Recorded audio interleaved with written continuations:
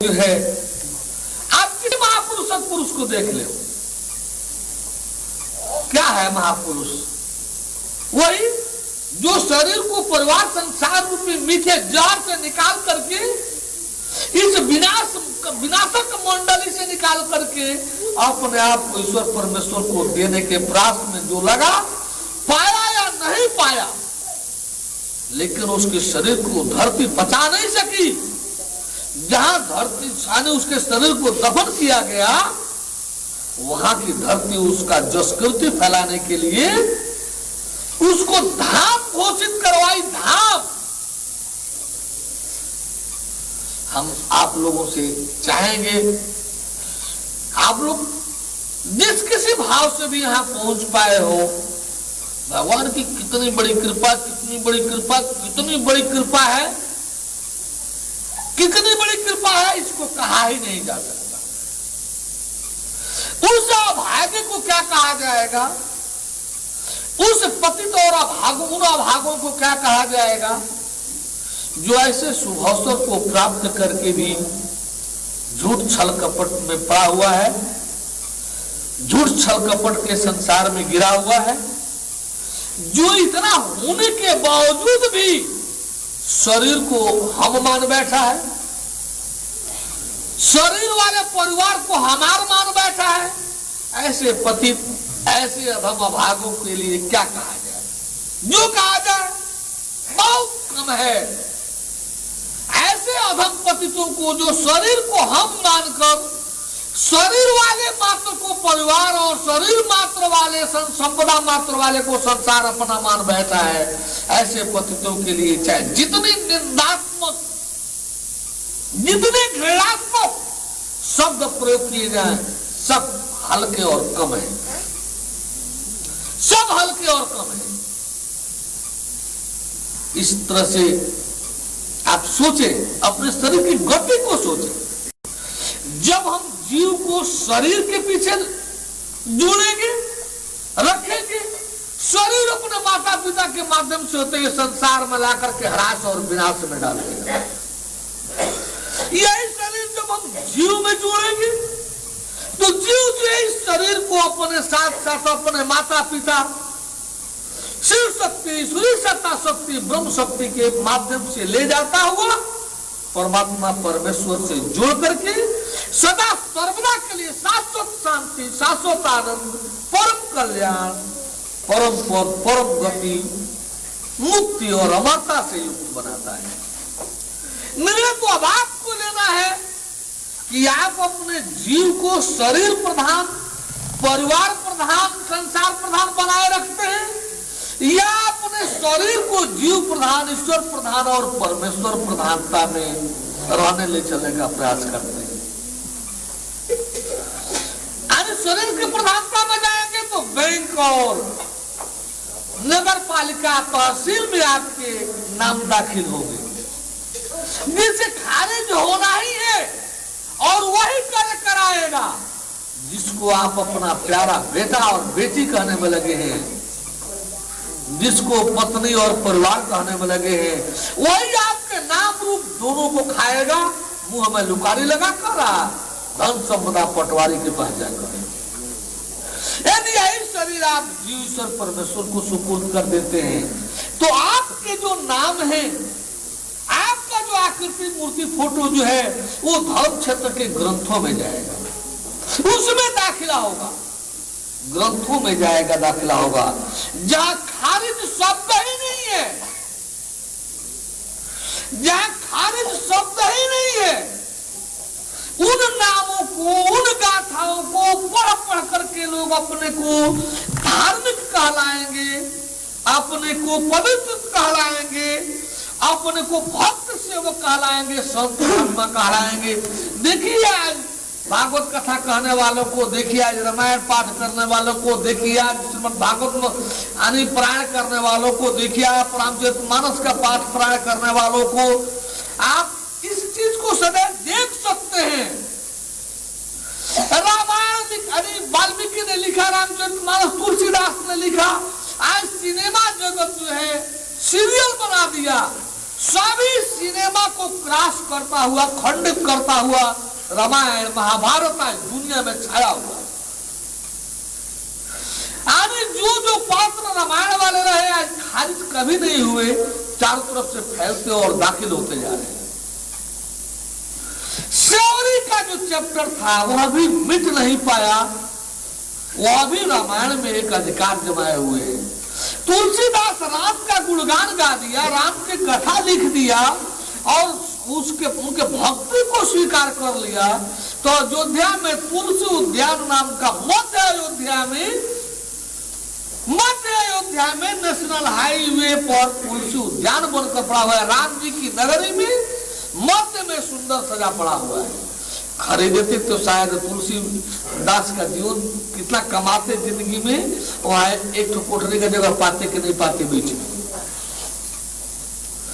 तो कुल मिलाकर के हम आप सबसे बार बार यही कहेंगे कि आप स्वयं सोचिए कि हम जीव को शरीर प्रधान होना चाहिए, रहना चलना चाहिए, परिवार प्रधान, संसार प्रधान रहना चलना चाहिए, या जीव प्रधान जो एक सच्चाई है, ईश्वर और परमेश्वर प्रधान जो अविनाशी और अमरत्व है, उसमें रहना चलना चाहिए। क्या कहा सुदामा ने?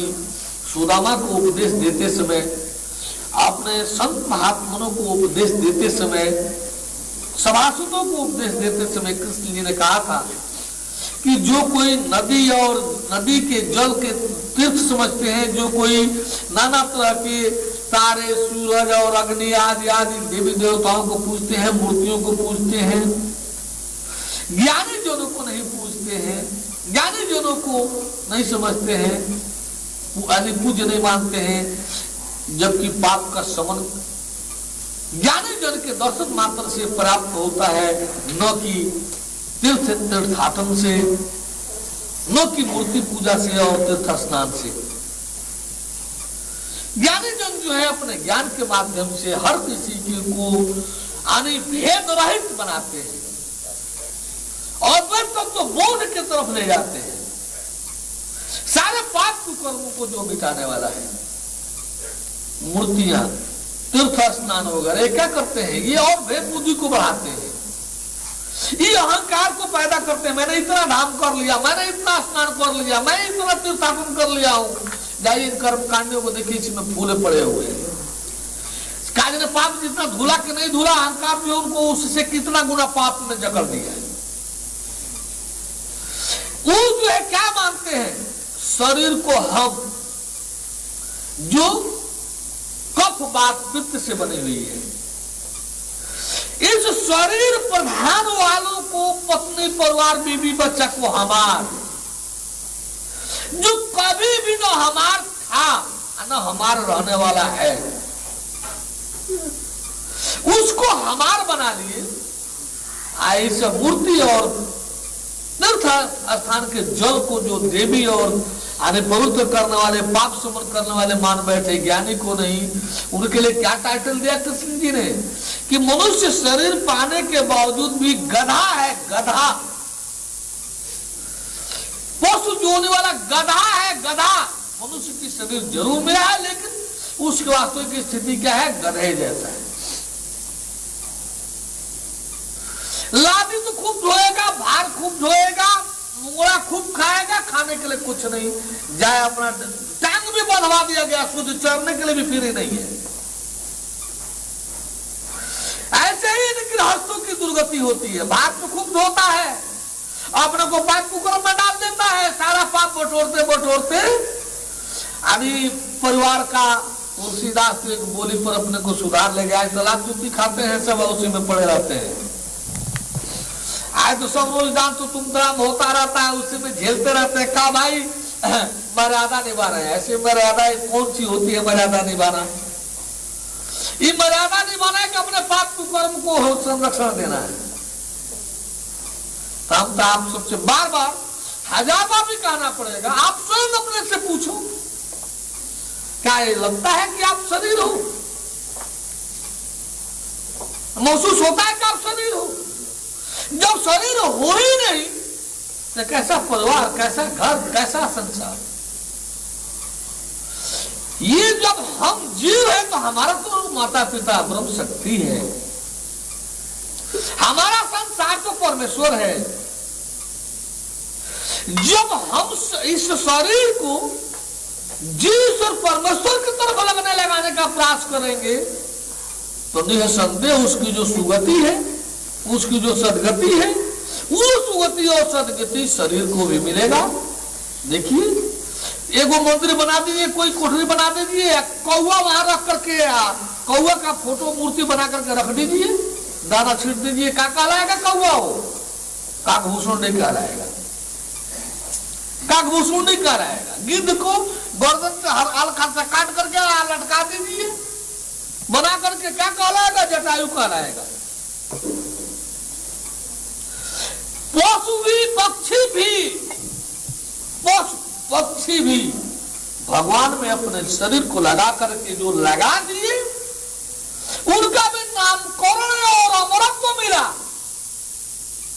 3 युग बाद भी आज हम कौवा का भूषुंडी को नहीं भूल सके, गिद्ध जटायु को नहीं भूल सके, अपने दादा के दादा को भूल गए, अपने नानी के नानी को भूल गए, श्योरी को नहीं भूल सके, कौवा की तो को नहीं भूल सके। युगों बाद आज आप स्वयं महसूस करें कि आप हम सबके पूर्वजों की अच्छी गति सदगति हुई या उस कौवा और गिद्ध का? वो मर गए जिनका कहीं नाम निशान नहीं है, या कौवा और गिद्ध जो आज नाम से भी कायम और रूप आकृति से भी कायम? जीवन मिला है मनुष्य का जो नहीं है परीक्षा की। इस परीक्षा एक ऐसी घड़ी बेला का नाम है, दुनिया में नौकरी से आप अब्सेंट हो मेडिकल काम कर जाएगा, अन्य किसी विभाग में हो मेडिकल काम कर जाएगा। परीक्षा में 1000 मेडिकल देते रहो, 1000 मेडिकल देते रहो, लेकिन मार्कशीट पास का नहीं बनने देगा, पास की मान्यता नहीं होने देगा। चाहे जिस किसी भी परिस्थिति मजबूरी में फंस करके यदि अपने जीवन को आप फेल कर दिए, मोक्ष को हासिल नहीं किए, मुक्ति अमृत को हासिल नहीं किए, परमेश्वर मैं अपने को नहीं बना दिए, तो फिर करोड़ जन्मों तक जो एक मृत्यु नहीं चाहिए, करोड़ मृत्यु से तो गुजरना ही गुजरना है, करोड़ों बार मृत्यु से तो गुजरना ही गुजरना है, कोई बचा नहीं सकता। मृत्यु से रक्षा करने वाला यदि कोई है तो परमेश्वर है, परम ब्रह्म है। ब्रह्म भी आपको एक चांस दे सकता है मृत्यु से रक्षा के लिए, लेकिन अंतिम निर्णय वो परमेश्वर का ही, परम ब्रह्म का ही रहेगा। यदि ब्रह्म कुछ देर से मुक्ति क्षेत्र से आपको निकाल करके अपने ब्रह्म क्षेत्र में रख भी लिए, तो उस मुक्ति से बाहर रहने का अंतिम निर्णय परमेश्वर का होगा। परमेश्वर ने स्वीकार नहीं किया तो पूरा आपको मृत्यु के चक्र में जाना होगा। और आप कोई भी ग्रंथ निकाल करके देखो, किसी भी सदग्रंथ को निकाल करके देखो, किसी भी वर्ग संप्रदाय के ग्रंथ को निकाल करके देखो, किसी में भी नहीं मिलेगा कि आप मनुष्य के लिए भोग प्रधान बनो, परिवार प्रधान बनो, संसार प्रधान बनो। किसी भी ग्रंथ में नहीं ऐसा होगा। सारे ग्रंथ चिल्ला रहे होंगे कि आप जीव प्रधान बनो, ईश्वर प्रधान बनो, परमेश्वर प्रधान बनो, आप मोक्ष प्रधान बनो। बहुत लोग सुनने के लिए सुनते तो खूब है, लेकिन बहुत लोग चलते हैं, सुनते हैं, खुद सुनते हैं, चलने का प्रयास भी करते हैं, लेकिन इनकी गति या उनका मंदिर कहां छिपा हुआ है? भैया अभी बात चल सकता है, भगवान की मान्यता भी है, स्वीकारोक्ति भी है, शास्त्र चल भी रहे हैं, लेकिन ध्यान कहां है? गिद्धों जैसे कुछ चीज पर जो त्याग, परिवार, शरीर प्रधान वाले जगह, जो जीव प्रधान जगह परमेश्वर है, वहां नहीं, सुनसान जगह हो, अपने अंतःकरण से घेर लिया जाए। क्या इसी का नाम भक्ति है? क्या इसी का नाम भगवत्ता की मान्यता है? उस क्षेत्र में नाक डुबा कर करवा रहे हैं, कोई परेशानी नहीं।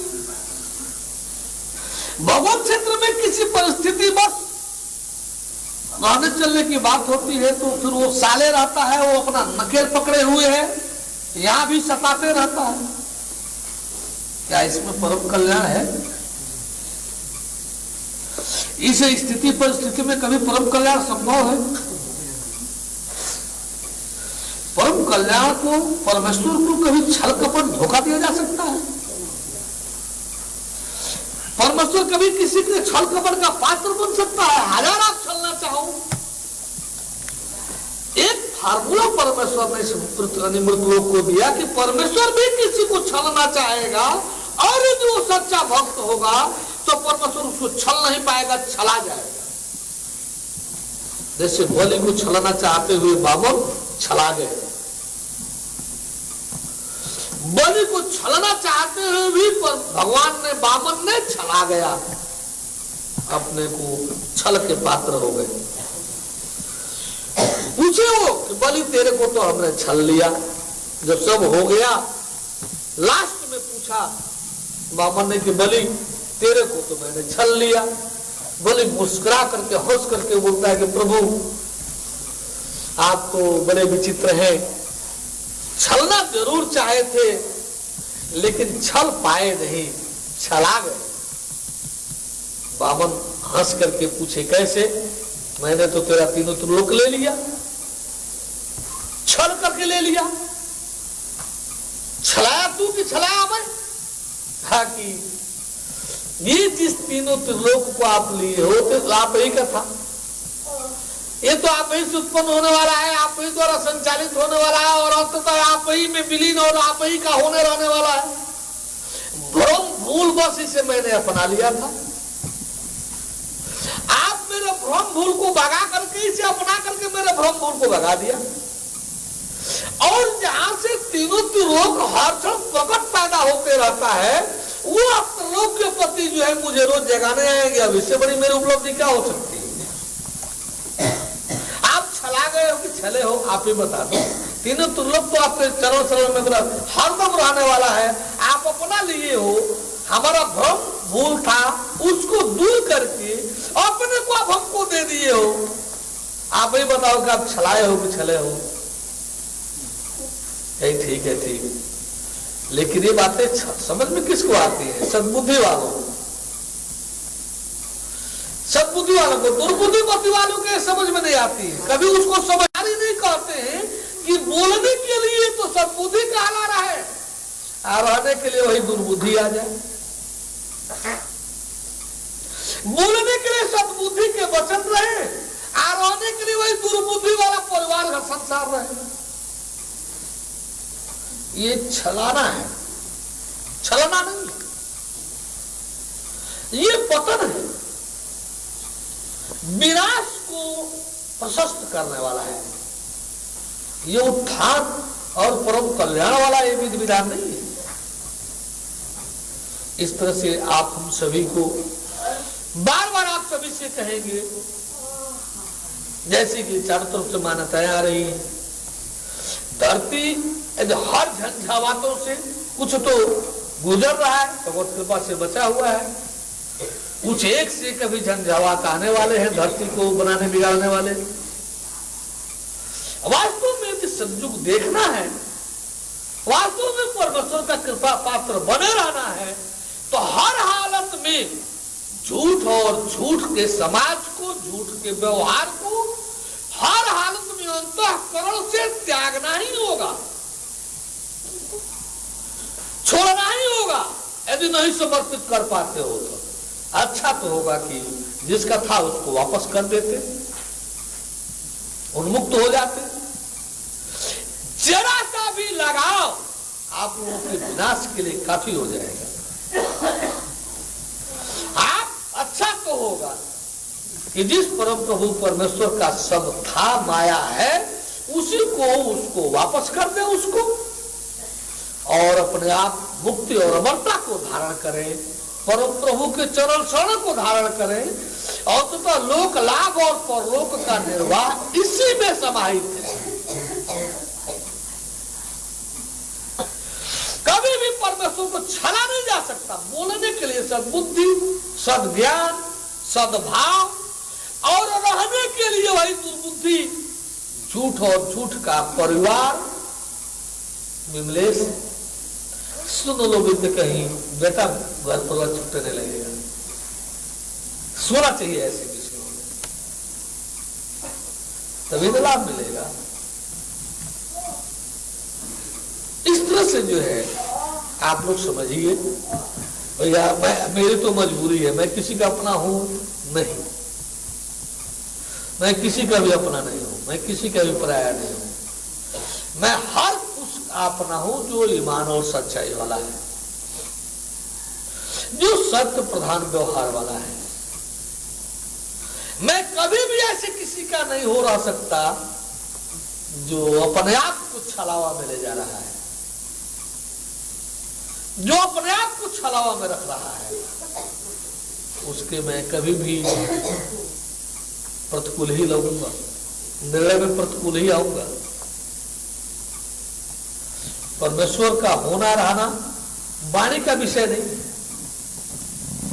कभी सदगुरु वाणी को आगे नहीं करता, चेहरा को, सिर को आगे नहीं करता, चरण को आगे करता है। धर्म का निर्णय मुंह और वाणी और वचन और सिर नहीं करता। धर्म का निर्णय पैर करता है कि मेरा पैर कहां है। धर्म क्षेत्र में है, सत्य क्षेत्र में है, भगवत क्षेत्र में है, या झूठ शरीर और परिवार क्षेत्र में है, बात क्षेत्र में है, ग्रासपत क्षेत्र में है, किस क्षेत्र में है। सदगुरु हमेशा चरण को महत्व देता है, क्योंकि जीवन का निर्णय चरण करेगा कि हम असत्य क्षेत्र में है या सत्य क्षेत्र में है, हम धर्म के क्षेत्र में है या धर्म के क्षेत्र में है, हम कर्म के क्षेत्र में है या धर्म के क्षेत्र में है, हम माया क्षेत्र में है या भगवत क्षेत्र में है, हम मृत्यु क्षेत्र में है या अमृत के क्षेत्र में है, हम भोग के क्षेत्र में है या मोक्ष के क्षेत्र में है। ये निर्णय वाणी, वचन और सिर नहीं करेगा, बल्कि ये निर्णय जो है चरण से मिलेगा, चरण से होगा कि आपका चरण कहाँ है, आप रह कहाँ रहे हो, आप अपने जीवन का आधार कहाँ बनाए हुए हो, वही आपका कारगर और वही आपका सही निर्धारण होगा। यानी आपके धर्म कर्म का, कर्म धर्म का, सत्य सत्य का निर्धारण, भोग और मोक्ष का निर्धारण, मृत्यु और अमृत का निर्धारण, माया और भगवान का निर्धारण मुंह और सिर से नहीं बल्कि चरण से होगा। या आप रह कहाँ रहे हो, आप अपने को आश्रित किसके किए हो। कृष्ण जी ने बार बार कहा था कि जरा मरण मोक्ष आयो, यदि आप वृद्धावस्था, बुढ़ापा और मृत्यु से यदि मोक्ष चाहते हो तो माम आश्रित यतन्ति, उसे केवल मेरे आश्रित रह करके प्रयत्न करना होगा, मेरे आश्रित रह करके प्रयत्न करना होगा। परिवार के आश्रित नहीं, नौकरी के आश्रित नहीं, परिवार के आश्रित नहीं, नौकरी व्यापार के आश्रित नहीं, मेरे आश्रित होकर के प्रयत्न करना होगा। मिलेगा क्या मेरे आश्रित रहने से? कोई जांच कर सकता है कि कृष्ण ने जो मेरे आश्रित रहने के मिलने का जो चीज बता रहे हैं, क्या वो यहाँ संत ज्ञान का नहीं मिल रहा है? क्या कहा कि मेरे आश्रित रहकर प्रयत्न करना होगा, क्या मिलेगा मेरे यहाँ? कृष्ण क्या कहा? ते विदुहु तद ब्रह्म कृत्सनम अध्यात्मम कर्मम चाक्रम। हे अर्जुन, जो मेरे आश्रित होकर के बुढ़ापा और मृत्यु से जो मोक्ष चाहता है, क्या मिलता है? वह उस ब्रह्म को, जो परम ब्रह्म परमेश्वर है, उसको जान लेता है। कृत्सनम अध्यात्मम, धरती का कोई अध्यात्मवेत्ता कृत्सनम अध्यात्म को नहीं जाना सकता। थोड़ा बहुत तो अध्यात्म का आभास करा सकता है, अनुभूति करा सकता है, थोड़ी मोटी बातें जानकारी दे सकता है, कृतसनम अध्यात्म, अध्यात्म के उत्पत्ति और अंत, आदि और अंत, संपूर्ण अध्यात्म को नहीं जाना सकता। संपूर्ण अध्यात्म की जानकारी मिलेगी तो परमेश्वर से मिलेगी। और कर्मम चाखलम अखलम कर्मम चो, कर्म के भी नहीं संसार में ब्रह्मा तक कर्म के आभास करा सकते हैं, कर्म की जानकारी दे सकते हैं, लेकिन अखिलम कर्मम, संपूर्ण कर्म की जानकारी केवल परमेश्वर के पास होती है, केवल परमेश्वर के पास होती है। तो चाहे संपूर्ण कर्म की जानकारी पाना हो, संपूर्ण अध्यात्म की जानकारी पाना हो, तो और उस परम ब्रह्म की जानकारी तीनों, यदि तीनों मिलेगा तो एक स्थान पर केवल परमेश्वर के यहाँ मिलेगा। कृष्ण कहते हैं कि मेरे आश्रित जो रहेगा उसको ये तीनों मिलेगा। वह परम ब्रह्म के ज्ञान को भी जानेगा, संपूर्ण अध्यात्म को भी जानेगा, कृतसनम अध्यात्म, और संपूर्ण कर्म को भी, अखिलम कर्मम च, आदि संपूर्ण कर्म के रहस्य को भी जानेगा। क्या हमको लग रहा है कि संत ज्ञानेश्वर के पास भी तो यही चीज है? संपूर्ण कर्म का रहस्य क्या है? संपूर्ण कर्म कैसे किया जाएगा, कैसे रहा जाएगा? कर्म विकर्म सुकर्म, अकर्म कर्म विकर्म, ये सब तीनों क्या है? यह संपूर्ण अध्यात्म यदि जानना होगा तो शायद यहाँ मिलता है, जो पाए हो अपने जाने देखें, और उस परम ब्रह्म परमेश्वर का ज्ञान भी यहाँ मिलता है, जो तत्व ज्ञान के माध्यम से। हम नहीं समझ रहे हैं कि कृष्ण ने किसको क्या अपने समय में दिया था, और संत ज्ञानेश्वर क्या वो आज नहीं दे रहा है। उन्होंने भी कहा था कि यदि इसका लाभ लेना होगा तो केवल मेरे आश्रित रहने वाले को ही ये लाभ मिले। कहा उन्होंने, आज जो कहा जा रहा है कि देवी हेसा गुणमयी मम माया दुरत्य, हे अर्जुन ये त्रिगुणमयी जो मेरी माया है ना, बड़ी दुस्तर है, बड़ी दुस्तर। माया में तम तुरंत जो अली, फिर उन्होंने कहा मां माश्रित्य संति है, मां माश्रित्य संति है, माया में तम तुरंत के, जो केवल मेरे आश्रित रह रहा है, जो केवल माम एवं, जो केवल मेरे आश्रित रह रहा है, केवल वही है जो माया से पार पा सकता है, जो माया से तर सकता है। जो मेरे आश्रय को छोड़ करके संसार में किसी भी घर परिवार नौकरी चाकरी बिजनेस व्यापार के आश्रय में रहना चाहता है तो उसको कदापि ये लाभ मिलने को नहीं है, कदापि उसको मुक्ति वाला लाभ मिलने को नहीं है। शायद यही, इसके बावजूद भी उस समय भी ऐसे पतित जन थे जो ज्ञान पाने के बाद भी शरीर परिवार संसार ही उनको दिखाई दे रहा था, ज्ञान के अस्तित्व मर्यादा को वे भूल चुके थे, छोड़ रहे थे। और शरीर परिवार बोलने के लिए ज्ञान है और रहने के लिए परिवार है, बोलने के लिए मान्यता भगवान की है और देने के लिए मान्यता शरीर और परिवार की है। ऐसे धोखाधड़ी छल कपट करने वाले इस छल कपट के पात्र स्वयं होते हैं, न कि इसका दुष्प्रभाव परमेश्वर पर पड़ता है। ऐसे उस समय भी थे, ज्ञान पाने के बाद वे पतित जन पतित होकर के आसुरी और राक्षसी वृत्ति में रहने वाले उस समय भी थे। जब कृष्ण जी ने इस श्लोक को रखा कि देवी हेसा गुणमयी मम माया दुरत्य, मां में वही प्रपद्यन्ते माया में तम तरन्ते, इस श्लोक के कहने समझाने के बाद, इसके बावजूद जब देख रहे हैं कि ये सब अधम नीच जो है, बोलने के लिए तो ज्ञान झाड़ते हैं, बोलते हैं, गुण गाने के लिए तो भगवान जी की मानता है, और रहने के लिए वही शरीर और परिवार है, व्यवहार निभाने के लिए शरीर और परिवार है। पिएंगे शराब, कहेंगे कि चाय छोड़ दो नुकसान करेगा, पिएंगे गांजा, कहेंगे कि बीड़ी मत पियो नुकसान करेगा, रहेंगे कोठा पर, कहेंगे कि पादवत धर्म अपनाओ, पत्नी पर धर्म अपनाओ, रहेंगे शरीर पर की प्रधानता में, परिवार में गुण गाएंगे परमेश्वर की प्रधानता का, भक्ति का, भक्त कहलाने के लिए। भगवान ऐसा धोखा का पात्र नहीं होता।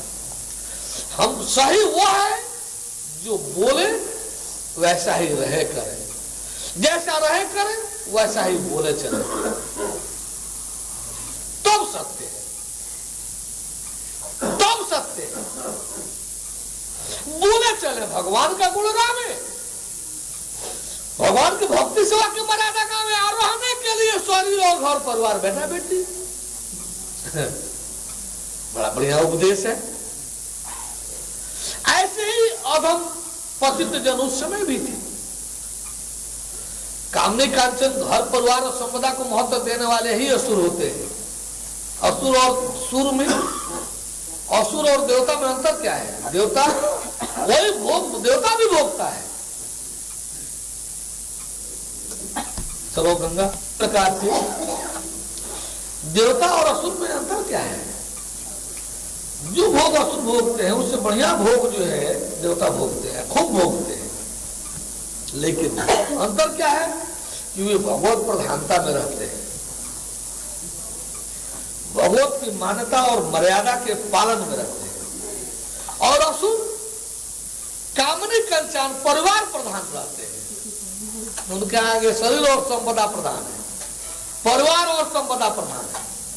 यही तो असुरता है। और असुरता क्या है? भगवान गौण हो गया, गौण होते होते अमान्य हो जाएगा, प्रधानता किसकी रह जाएगी? शरीर परिवार की। असुरता और क्या है? असुरता भगवान का विरोध नहीं है, राक्षसपनी भगवान का विरोध है। हर असुर की परिणति राक्षस है, राक्षसपन है। क्योंकि अपने असुरता को पचाने के लिए भगवान का द्रोह करेगा, भगवान में खामियां निकालेगा, गलती निकालेगा, विरोध करेगा। नतीजा क्या होगा कि राक्षसी वृत्ति शुरू होगी। हर वह असुर है जो भगवान की प्रधानता के सिवाय शरीर और परिवार की प्रधानता दे रहा है।